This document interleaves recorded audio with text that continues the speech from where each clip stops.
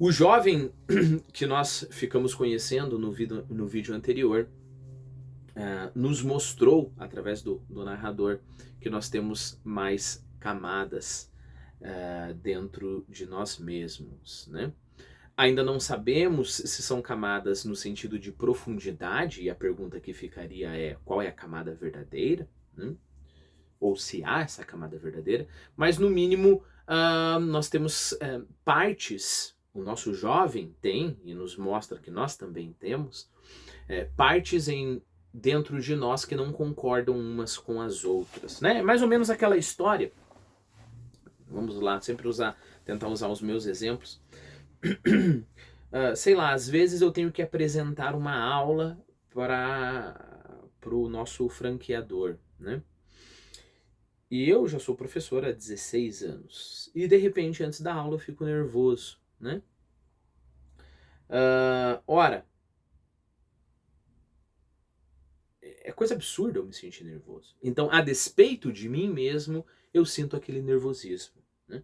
Repare que o nosso jovem, ele já não liga para o que as pessoas pensam dele. Ele não liga para o que a senhoria pode fazer com ele. Vai ameaçar, vai fazer o quê? Vai expulsar ele do quarto? Ele não liga para nada.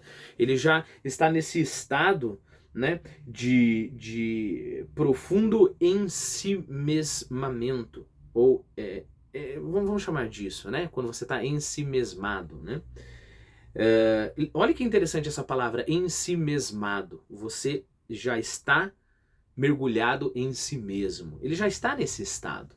Então, em teoria, ele não deveria dar a mínima, né, para o que os outros pensam dele, para as ameaças, mas mesmo assim, ele se preocupa, né? Embora seja por pouco tempo, mas ele se preocupa. A ponto de que ele fica impressionado consigo mesmo. Nossa, como é que pode? Estou sentindo medo da senhoria, né? Eu aqui querendo me meter numa coisa dessas e com medo de bobagens, pensou ele com um sorriso estranho. Tudo está ao alcance do homem e ele deixa isso tudo escapar só por medo. É mesmo um axioma. Axioma é uma máxima, né? Um provérbio. Curioso, o que será que as pessoas mais temem? Pensando bem, eu ando falando pelos cotovelos. É por não fazer nada que falo pelos cotovelos. Ou pode ser assim: eu falo pelos cotovelos porque não faço nada. Porque eu não coloco o meu plano em ação, é que eu fico só falando, né? Foi nesse último mês que aprendi a matraquear, varando dias e noites deitado num canto pensando na morte da bezerra. O que é mesmo que estou indo fazer? Será que tenho capacidade para aquilo? Será que aquilo é sério? Sério coisa nenhuma. Então é para alimentar a fantasia que me distraio. Brincadeira. Vai ver que é brincadeira mesmo. Nós não sabemos qual é o plano dele, a não ser que você meio que conheça o livro, mas lembre-se que ele duvida que ele está querendo fazer isso. Olha que interessante, né? Isso mostra o desconhecimento que nós temos de nós mesmos. Olha que interessante, ele está meio que apostando o que realmente ele quer, o que realmente ele vai fazer. Será que eu vou fazer isso? Será que esse plano é real? Será que é isso mesmo? Será que é isso mesmo que eu quero? Né? Em teoria, ele não deveria tentar descobrir o que ele quer, o que ele vai fazer, etc. Ele deveria de decidir, né? Mas não é muito bem essa postura que ele assume aqui, né? Embora, é claro, a decisão esteja lá. Na rua fazia um calor terrível. E para completar, o abafamento, o aperto, cal por toda parte, madeira, tijolo, poeira e aquele peculiar mau cheiro de verão, tão conhecido de cada petersburguense sem condição de alugar uma casa de campo. Tudo aquilo afetou de modo súbito e desagradável os já abalados nervos do jovem. O cheiro insuportável das tabernas, especialmente numerosas nesta parte da cidade, e os bêbados, que apareciam a cada instante, apesar de ser dia útil, completavam o colorido repugnante e triste do quadro. Um sentimento do mais profundo asco esboçou-se por um instante nos traços delicados do jovem. Aliás, ele era de uma beleza admirável, belos olhos escuros, cabelos castanho escuros, estatura acima da mediana, esbelto, bem constituído. Mas logo caiu numa espécie de meditação profunda, melhor dizendo, numa espécie de esquecimento mesmo, e seguiu adiante já sem notar o ambiente. Aliás, até sem querer notá-lo. Repare que o narrador aqui, quem nos está contando a história, ele não sabe exatamente o que está acontecendo com esse jovem, ele não sabe exatamente o que o jovem está pensando. Ele só fala assim, numa espécie de meditação profunda, e depois ele disse num esquecimento profundo. Como que uma meditação profunda pode ser um esquecimento profundo? Nós estamos falando de meditação zen budista, que você tem que esvaziar a sua mente. Parece que não, né? Parece que meditação aqui é no sentido de pensar profundamente sobre algo, mas ao mesmo tempo é um esquecimento profundo, né? Duas coisas importantes aqui. Primeiro, o narrador evita descer e analisar a mente do nosso jovem, porque talvez até o narrador não saiba o que está acontecendo, né?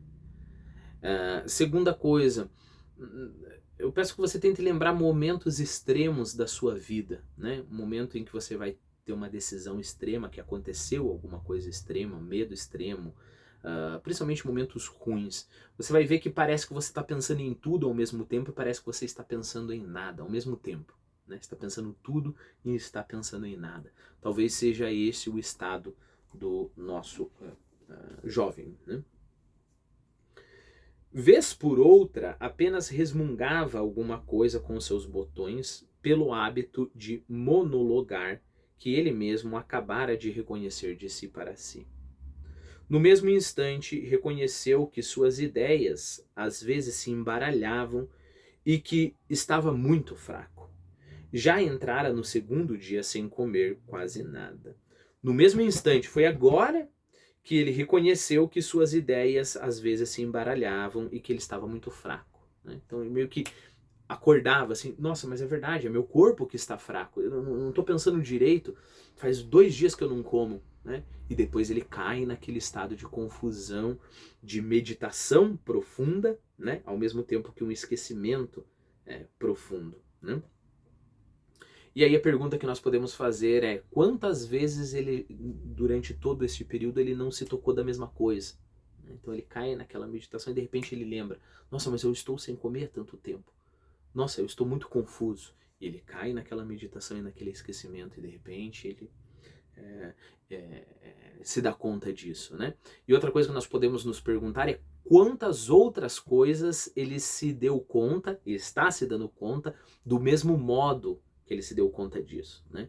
Então, sei lá, em relação à roupa dele, em relação ao plano que ele tem, em relação à loucura do plano, em relação a várias coisas, né? Quantas vezes, não só isso, né, a sua fraqueza e a sua confusão aparecem para ele como se fosse uma revelação, como se fosse uma epifania. Quantas vezes não só isso, mas de diversas outras coisas. Então é um estado de constante epifania, constante revelações e constante esquecimento, né? Novamente, se você tiver um pouquinho de paciência e parar e tentar achar momentos da sua vida, você vai encontrar momentos da sua vida que você viveu exatamente esse tipo de contradição estranha. Estava tão mal vestido que outra pessoa, ainda que habituada a tal situação, teria vergonha de sair à rua de dia em semelhantes andrajos.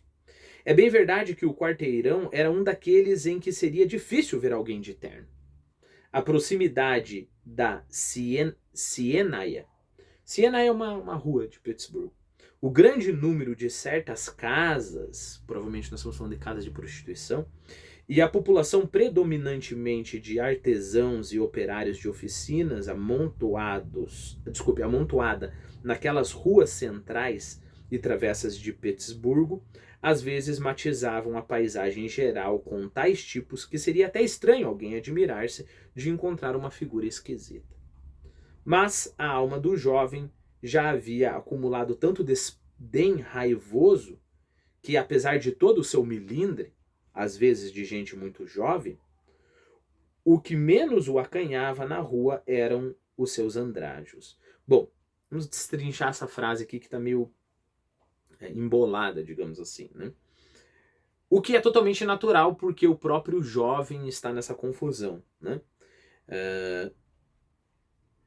A alma do jovem já havia acumulado tanto desdém raivoso que o que menos o acanhava na rua eram os seus andrajos, né?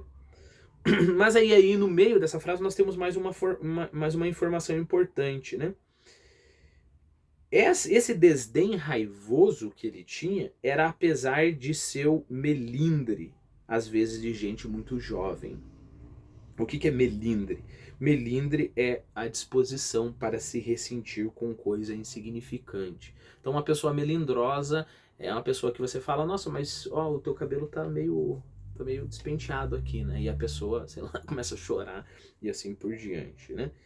Este melindre a gente espera que seja maior com pessoas muito jovens, pessoas inseguras, né? Então, o nosso narrador tinha este melindre, e às vezes até melindre de jovem, mas a alma dele tinha acumulado tanto desdém raivoso que o que menos o acanhava na rua eram os seus andrajos. Novamente, nós temos essa contradição na alma, digamos assim, do nosso jovem, coisa que acontece corriqueiramente com a gente todo o tempo, né? Eu desprezo profundamente a opinião do João, mas quando o João fala que o meu discurso foi um discurso tosco, eu fico abalado pela opinião do João. Coisa diferente era encontrar outros conhecidos ou seus ex-colegas, que ele nunca gostava de encontrar. Uma coisa era ser visto com andrajos, ele não dava a mínima, a não ser aquela parte dele que dava, né? Mas outra coisa diferente era encontrar conhecido. Entretanto, quando um bêbado, que não se sabe por que e para onde, estava sendo levado pela rua numa enorme telega. Telega é um tipo de carroça rústica, usada no campo, né, para transportar carga. Entretanto, quando um bêbado, que não se sabe por que e para onde, estava sendo levado pela rua numa enorme telega, atrelada a um imenso cavalo de carroça, gritou-lhe de repente: "Ei, você aí, chapeleiro alemão!" E pôs a boca no mundo apontando para ele. O jovem parou de súbito e agarrou-se convulsivamente ao chapéu. Vamos só entender esse entretanto, contrastando com o quê? Contrastando aqui, ó, o que menos o acanhava nos seus andrajos, ok? Então ele não se aganhava nada com a sua roupa velha, mas quando um bêbado qualquer passou na carroça e tirou sarro dele por causa do seu chapéu, o jovem parou de súbito e convulsivamente agarrou-se ao chapéu. Era um chapéu Zimmermann. Zimmermann é um fabricante de chapéu que existia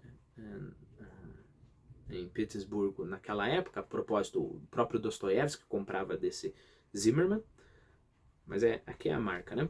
Era um chapéu Zimmermann, alto, redondo, mas já todo surrado, inteiramente pardo de tão desbotado, cheio de buracos e manchas, sem abas e com a beira mais feia quebrada para um lado. Contudo, não foi a vergonha que se apoderou dele, mas um sentimento bem diferente, como um susto. Então, por que ele sentiu esse susto? Só para terminar esse vídeo, eu gostaria de chamar a sua atenção para algo que vai te ajudar a fluir a narração muito melhor, né? A não ficar incomodado. Como assim o cara tem medo, depois não tem medo? Como assim o cara se importa, depois o cara não se importa? Né? Só completando isso que a gente já comentava. Né?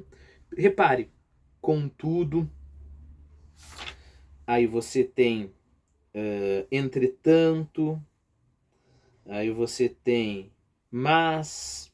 Se você pegar essas primeiras páginas, e eu aconselho você a fazer isso, espero que você tenha comprado a edição da editora 34, você vai ver várias palavras, né? Mas, entretanto, todavia, etc, etc. Lembre-se, como nós estamos aqui na realidade mesmo, né? Esse é o objetivo do nosso narrador, é nos inserir na realidade mesma, nós acabamos experienciando isso que a realidade tem. A realidade é sempre contraste, né? Eu o desprezo profundamente, mas a opinião dele acaba me afetando, mas, no entanto, né, todavia, etc, etc. Então a gente fica nesse meio, tentando não cair nem muito para um lado, nem cair muito para o outro, né? Porque a realidade, ela é cheia de tensões, né? Tensões essas que, se a gente não souber experienciar e olhar para elas, a gente entende como contradições.